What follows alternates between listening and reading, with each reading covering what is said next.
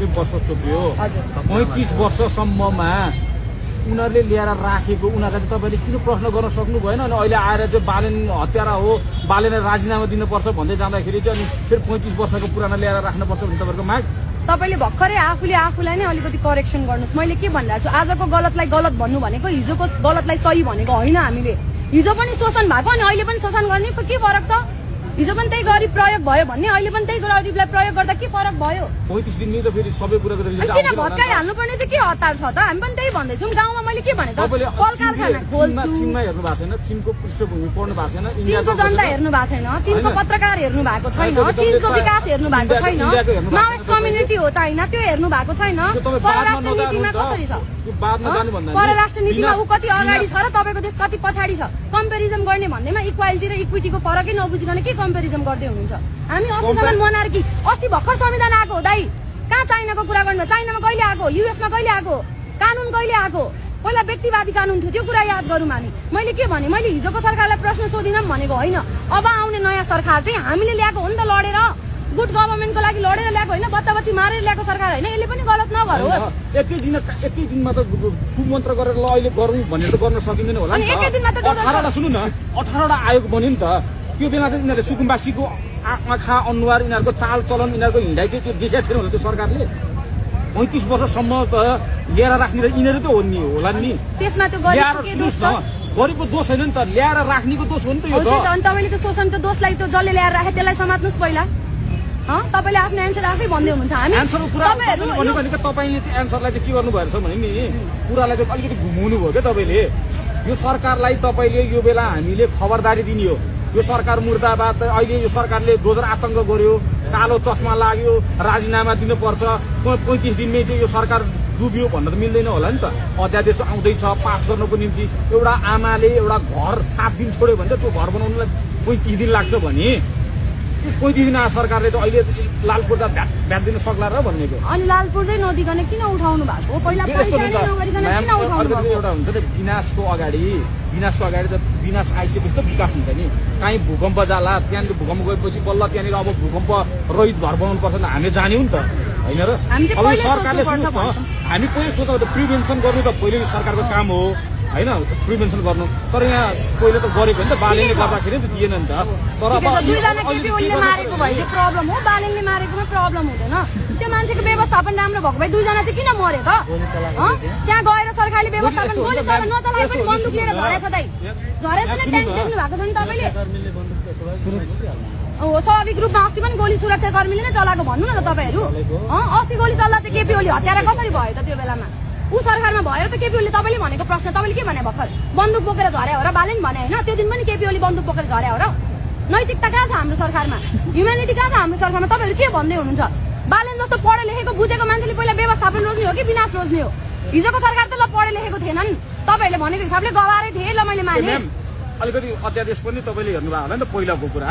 पहिलाको त 17-18वटा त भूमि आयोग बन्यो हो तपाईँ मान्नुहुन्छ यसलाई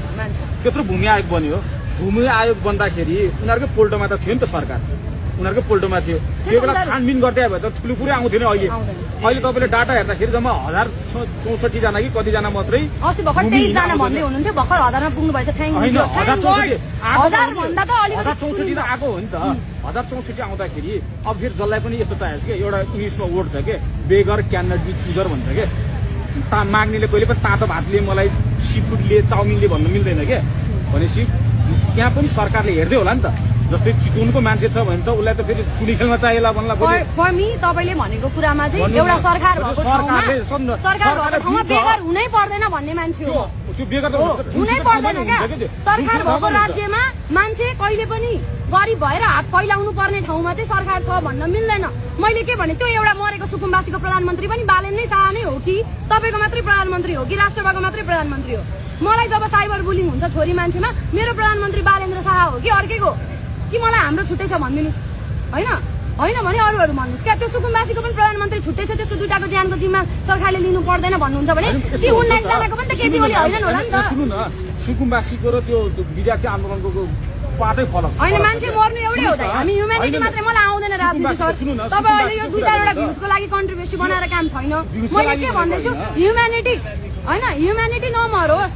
होइन ह्युम्यानिटी नमरोस् it's not about politics humanity नमरोस् दुईजना मान्छे भए पनि मरेको छ तपाईँको घरको कसैले आत्महत्या गरेको भए तपाईँलाई अहिले गाह्रो हुन्थ्यो क्या मर्नेको लागि राज्यको लागि यो 8 महिना केही होइन तर ती घाइतेहरू जुन भयो नि तिनको लागि 8 महिना ठुलो कुरा हो बेडमा हस्पिटलमा छटपटिरहेको बिरामीको लागि ठुलो कुरा हो त्यो बुवा जसको 17 वर्षको एउटा छोरा मात्रै ढाड थियो नि त्यसको छोराले आत्महत्या गर्नु भनेको त्यो बाउको लागि ढाड कुरा हो जबसम्म राज्यले इन्डिभिजुअल सोच्दैन नि हो त्यही हो यो पोलिटिक्स होइन क्या यो ह्युम्यानिटीको डिबेट हो यो पोलिटिक्स होइन तपाईँमा त तपाईँको घरको मान्छे नझुन्डिउन्जेलसम्म मान्छे झुन्ड्यो भन्ने यादै छैन तपाईँलाई तपाईँले यो कुरा गर्नै सक्दैनन् झन् राजनीति गर्नेले मात्रै राजनीति जान्थ्यो भने तपाईँले अहिले भर्खर ल्याएको कतिवटा एमपीहरू हुनुहुन्छ नि राष्ट्रपाले ल्याएको त्यसलाई त आफ्नो क्षेत्रको क्षेत्रफल पनि थाहा छैन के कुरा गरे राजनीति गर्न नजान्ने त बाटोमा आएर चिच्याएर सिक्ने हो त्यहाँ सदनमा गएर के गर्न सके र अहिले बोल्न सकेछ त्यही गरिब कम्युनिटीबाट गएको होइन तिनीहरू समानुपातिक कोटामा गएको मान्छेहरू बोल्नुपर्ने होइन अहिले खै त बोल्दैन क्या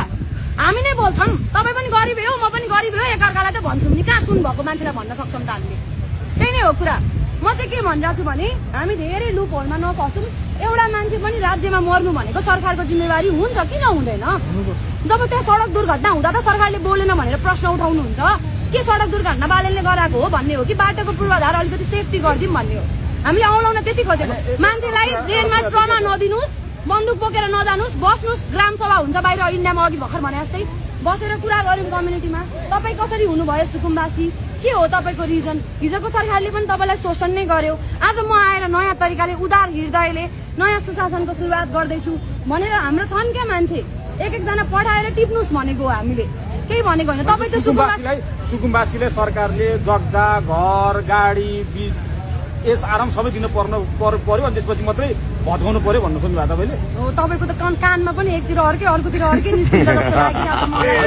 लागिरहेको छ मलाई यो शब्द कुनै पनि मैले बोलेँ यत्रो मान्छे अगाडि यो बोलेँ मैले व्यवस्थापन गर्नु पर्ने भन्नु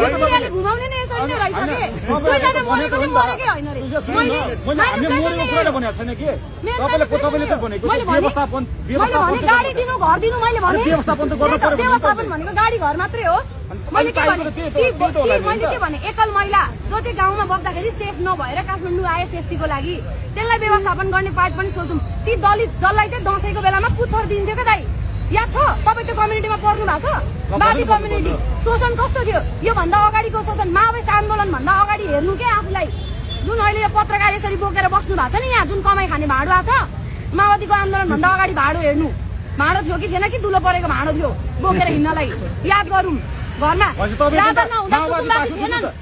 राजा हुँदा नि सुकुम्बासी थिए भन्ने मान्छे छन् राजा हुँदा सुकुम्बासी नथिए कहाँबाट आए भन्छ गाउँमा थिए काठमाडौँ आउन 19